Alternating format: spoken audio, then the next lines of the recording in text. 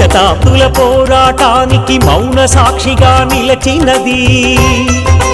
రామభూమికై అసూలు వాసిన వీరుల త్యాగ ఫలము ఇది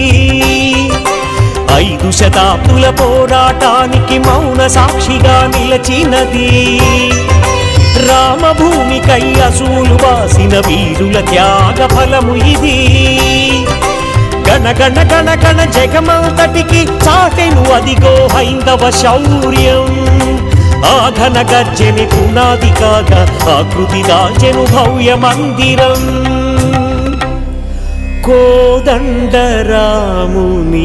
దివ్య మందిరం అదిగదిగదిగో